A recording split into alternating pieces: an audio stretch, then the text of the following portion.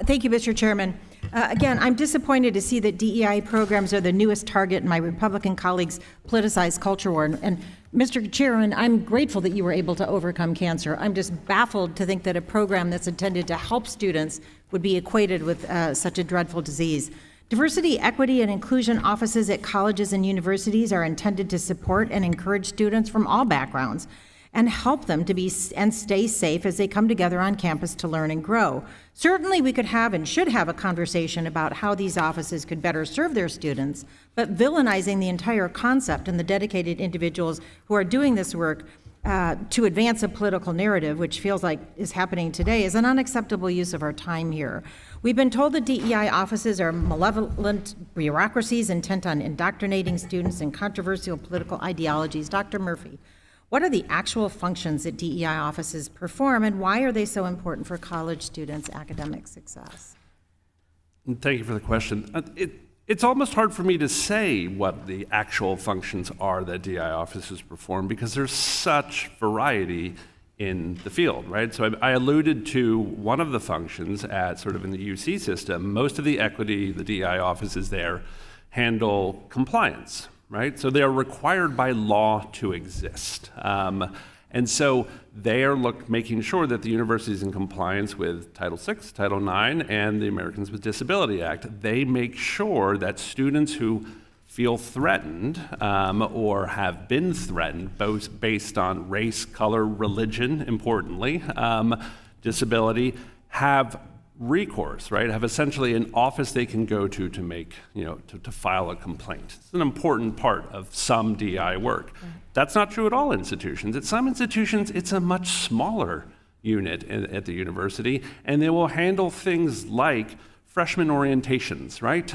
Recruitment practices in admissions offices, creating affinity groups. And it's not that affinity groups are all race-based affinity groups. Like an important affinity group on many campuses, a growing one, is first-generation low-income students, right? Very often that is through the DEI office because these students often feel isolated on campus. They are not showing up with a cohort of their friends from Harvard Westlake. They're showing up as the only kid in their school to ever go to a place like this. So they perform a range of functions, which makes the attack on them, sort of nonsensical. And Dr. Murphy, are DEI programs a threat to the civil rights of students on college campuses? And are there issues that are real threats to the civil rights of students on campuses? DEI offices, it's hard for me again to say, are DEI offices a threat? No.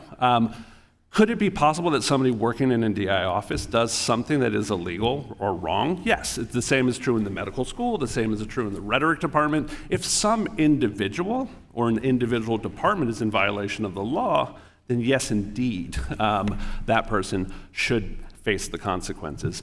No, the more realistic threats to civil rights on campus is shutting down students' voices, right? Shutting down faculty who are trying to serve them. Right, and I absolutely agree with that. I want to urge my Republican colleagues to consider constructive ways that we as policymakers can protect students from discrimination and hostile learning environments, and that includes students who have been victims of anti-Semitism on college campuses. And we have had several discussions about that, and I wish we were working together to find a way to address that in a constructive way.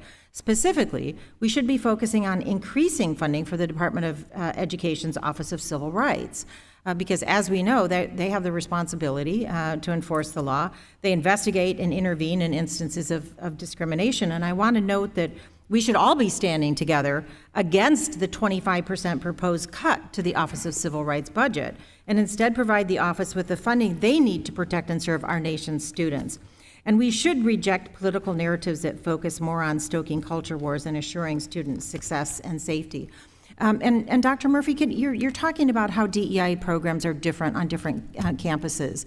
Why is that? And shouldn't those colleges be able and universities be able to design their own DEI programs and not have the government telling them what their DEI program should look like? Yeah, they're different for the same reason that English departments are different from campus to campus. They're different for the reason that student services are different from campus to campus. Sometimes I find myself annoyed with the autonomy that we give to universities, and I wish I could have all the universities behave in a way that I would like them to, but that's not how we've designed American education. Our higher education system is the best in the world, in part because we grant universities the autonomy to determine what is the best way to deliver powerful, strong, transformative education to students.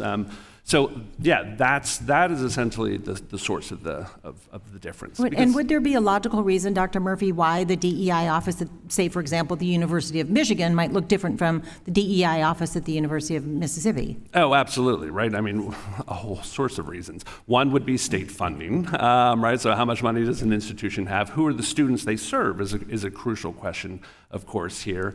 What are the priorities of administration? I mean, and looking simply at the size of the faculty doesn't really tell us that much. I mean, I would note that, the report that we heard about earlier suggested that there were 29 University of Florida students or DEI employees who work, or 29 people who worked in DEI at the University of Florida. Well, 13 people got fired. It's hard to sometimes put your finger on this, right? Thank you. How many people actually Thank you. And as I yield back, I just want to say I wish we had time to talk with Dr. Green about your interesting research about taking students on field trips to museums, which I think would be much more constructive than this conversation. I yield back. Thank you.